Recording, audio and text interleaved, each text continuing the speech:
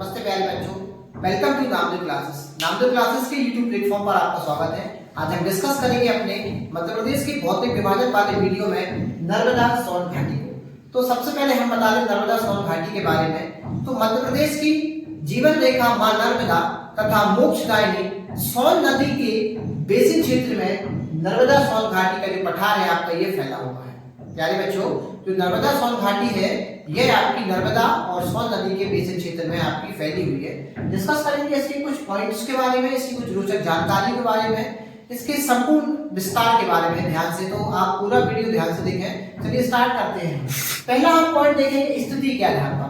तो जो नर्मदा सोन घाटी की स्थिति है इसको हम बता दें आपको।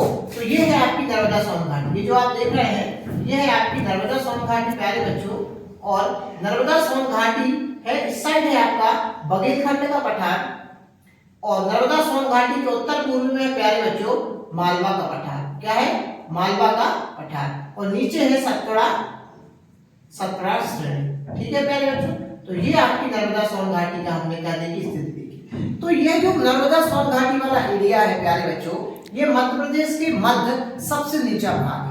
ये जो है ये सबसे गहरा और सबसे नीचा भाग है। कौन सा? आपका नर्मदा सोन घाटी वाला एरिया।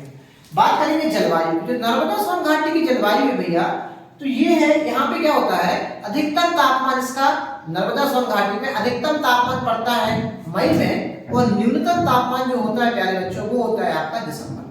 बात करेंगे मिट्टी की, तो जो नर्मदा सोन घाटी वाला एरिया है, नदी है, तो आप खुद समझते होंगे यहाँ की मिट्टी कैसी होगी, उपजाऊ होगी। और इसकी जो मिट्टी है वो है गहरी काली मिट्टी। कैसी मिट्टी है? गहरी काली मिट्टी यहाँ की है। तो प्यारे बच्चों अब हम बात करें जिले की। तो जो नर्मदा सोन घाटी वाला जो आपका एरिया है प्यारे बच्चों, ये किन किन जिलों में फैला हुआ है प्यारे बच्चों?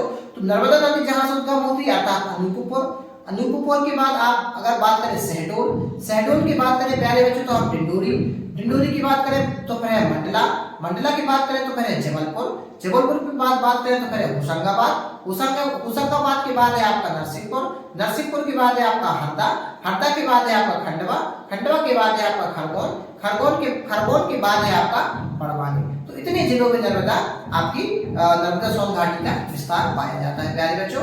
हम बात करेंगे आगे प्यारे बच्चों वर्षा के बारे में।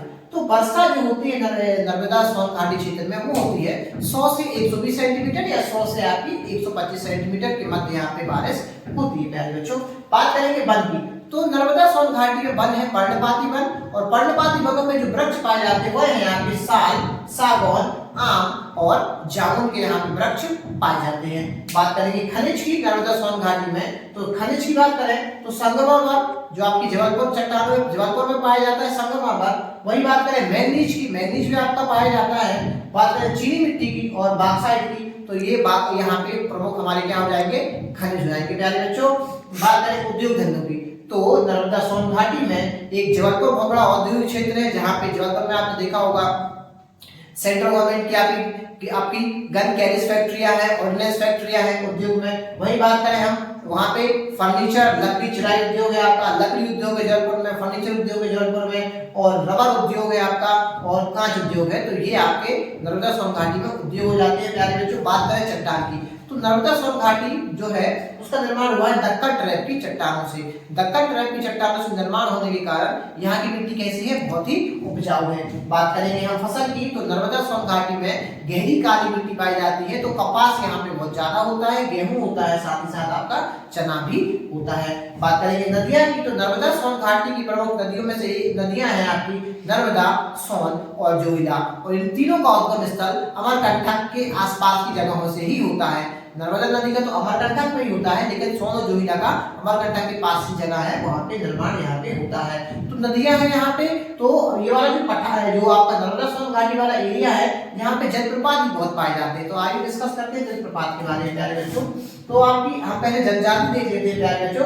तो जनजाति पाई जाती है यहाँ पे गौड़ जनजाति, फिर आपकी बैगा जनजाति, फिर आपकी कोरकू और फिर आपकी भील जनजाति यहाँ पे ये पाई जाती है। सबसे ज्यादा जो विस्तार होता है प्यारे बच्चे वो होता है आपका गौड़ जनजाति का विस्तार यहाँ पे पाया जाता है। और मंडला वाला जो एरिया है, मंडला डिंडोरी वाला एरिया है, वहाँ पे बैगा जनजाति पाई जाती है प्यारे बच्चों।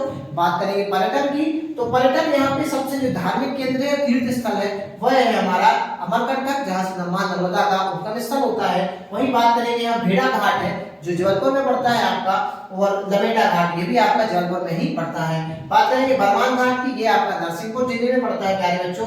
बात करेंगे पचमढ़ी की, महेश्वर आपका खरगोन में पड़ता है महेश्वर घाट। बात करेंगे सतपुड़ा राष्ट्रीय उद्यान, ये आपका इस जो आपका बैल वाला यहाँ पे राष्ट्रीय उद्यान भी पाया जाता है प्यारे बच्चों। फिर बात करेंगे ओंकारेश्वर की, ये आपका खंडवा में आता है। कपिलधारा, दुग्धधारा और धुआंधार ये मध्य प्रदेश में नर्मदा नदी जलप्रपात को बनाती है। कपिलधारा और दुग्धधारा जलप्रपात अनूपपुर अर्थात अमरकंटक में स्थित है, और धुआंधार जलप्रपात आपका जबलपुर जिले में स्थित है। बात करेंगे कान्हा राष्ट्रीय उद्यान की, कान्हा राष्ट्रीय उद्यान आपका मंडला में है, और ये आपके नर्मदा सोन घाटी वाले एरिया में आपका आता है। वही बात करेंगे परियोजना की, तो नर्मदा सोन घाटी में दो प्रमुख परियोजनाएं हैं। एक है आपकी रानीवंती बाई परियोजना, जिसे हम बरगी बांध परियोजना के नाम से जानते हैं, और एक है हमारी तवा बांध परियोजना। तो इस एरिया में नर्मदा सोन घाटी वाले एरिया में ये परियोजना हमारी प्रमुख हो जाती है। तो ये हमारा वीडियो था नर्मदा सोन घाटी पर। अगर आपको वीडियो अच्छा लगे तो वीडियो को लाइक करें और चैनल को सब्सक्राइब करें। धन्यवाद।